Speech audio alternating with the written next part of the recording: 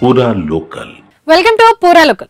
పంచాయతీ ఎన్నికల షెడ్యూల్ విడుదల చేయడానికి సన్నద్ధం అవుతున్న తరుణంలో రాష్ట్ర ప్రభుత్వం కీలక నిర్ణయం తీసుకుంది. ఈ ఎన్నికల్లో బీసీ వర్గాలకు 50% దాటాలని, అందుకు పార్టీ పరంగా చర్యలు తీసుకోవాలని సీఎం రేవంత్ రెడ్డి ఆదేశాలు జారీ చేశారు.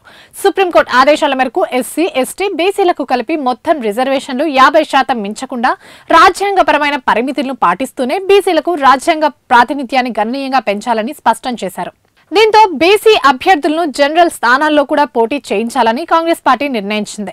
ఇలా జనరల్ స్థానాల్లోనూ బీసీలకు పోటీ చేయడం ద్వారా రిజర్వేషన్ల పరిమితిని అధిగమించొచ్చని, ఆ వర్గాలకు రాజకీయంగా 50% పైగా కోటా దక్కుతుందని భావిస్తోంది. ఇప్పటికే బీసీలకు పార్టీ పరంగా 42% రిజర్వేషన్లు కల్పించాలని కేబినెట్ నిర్ణయించింది. ఇప్పుడు ఆ కోటాను మరింత పెంచే పనిలో పార్టీ నిమగ్నమైంది. బీసీలోని అత్యంత వెనుకబడిన వర్గాలను మరింత ప్రాధాన్యం ఇవ్వాలని కూడా అధిష్టానం దిశానిర్దేశం చేసినట్టు తెలుస్తుంది. జనరల్ కేటగిరీకి రిజర్వ్ అయిన సర్పంచ్, వార్డు సభ్యుల స్థానాల్లో అధికార పార్టీ మద్దతుతో బీసీ అభ్యర్థులను బరిలోకి దింపే బాధ్యతను ఆయా నియోజకవర్గ ఎమ్మెల్యేలకు కాంగ్రెస్ పార్టీ అప్పగించింది. అభ్యర్థుల ఎంపికలో ఏకపక్ష నిర్ణయాలు ఉండొద్దని, పక్కాగా స్థానిక పరిస్థితులను, సామాజిక సమీకరణాలను, గెలుపు అవకాశాలను పరిగణలోకి తీసుకోవాలని స్పష్టం చేసింది. ఈ ఎంపిక ప్రక్రియ అత్యంత పారదర్శకంగా, ఖచ్చితత్వంతో ఉండేలా చూడాలని పార్టీ హైకమాండ్ ఆదేశాలు జారీ చేసింది.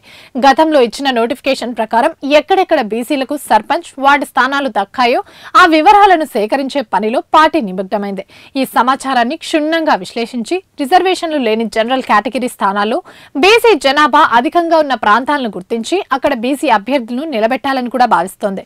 ఈ తరహా వ్యూహంతో బీసీ వర్గాలకు కేటాయించిన స్థానాలు, జనరల్ స్థానాల్లో పోటీ చేసే బీసీ అభ్యర్థుల సంఖ్య కలిపితే మొత్తంగా బీసీ ప్రాతినిధ్యం 50% మించిపోవాలని సీఎం భావిస్తున్నారు. జనరల్ స్థానాల్లో బీసీ అభ్యర్థులను నిలబెట్టాలని అధికార పార్టీ భావిస్తుండటంతో ఆ పార్టీ మద్దతుతో పోటీ చేసేందుకు బీసీ నేతలు ఆసక్తి చూపిస్తున్నారు.